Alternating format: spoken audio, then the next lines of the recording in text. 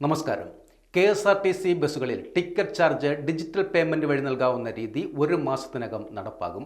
തിരുവനന്തപുരം, കൊല്ലം ജില്ലകളിൽ പരീക്ഷണാടിസ്ഥാനത്തിൽ ആരംഭിച്ച ഈ രീതിക്ക് നല്ല സ്വീകാര്യത ലഭിച്ചതിനാലാണ് എല്ലാ ഡിപ്പോകളിലെയും സർവീസുകൾക്ക് ഇത് ബാധകമാകുന്നത്. കണ്ടക്ടറുടെ കൈവശമുള്ള ഇലക്ട്രോണിക് ടിക്കറ്റ് മെഷീനിൽ QR കോഡ് സ്കാൻ ചെയ്ത് നമുക്ക് ടിക്കറ്റ് എടുക്കാം. വിവിധ കാർഡുകൾ ഉപയോഗിച്ചും പേയ്മെന്റ് നടത്താം. KSRTCയുടെ മെയിൻ അക്കൗണ്ടിലേക്ക് ഈ പണം നേരിട്ടെത്തുന്ന രീതിയാണ് ആവിഷ്കരിച്ചിട്ടുള്ളത്. ടിക്കറ്റ് റിസർവേഷൻ കൗണ്ടറുകളിലടക്കം കോർപ്പറേഷനിൽ മൊത്തം ഇങ്ങനെ പണമടയ്ക്കാവുന്ന രീതി 3 മാസത്തിനകം നടപ്പാകും. കോഴിക്കോട് ജില്ലയിൽ ടിക്കറ്റ് തുക ഡിജിറ്റൽ പേയ്മെന്റ് വഴി നൽകാവുന്ന സംവിധാനം ഏപ്രിൽ ആദ്യവാരത്തോടെ നിലവിൽ വരും.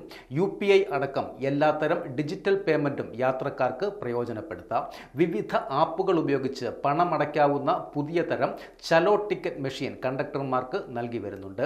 സ്വിഫ്റ്റ് അടക്കം വിവിധ ജില്ലകളിൽ നിന്ന് തിരുവനന്തപുരത്തേക്കുള്ള ദീർഘദൂര ബസ്സുകളിലാണ് ഈ പ്രോജക്റ്റ് ആദ്യം ലോഞ്ച് ചെയ്തത്.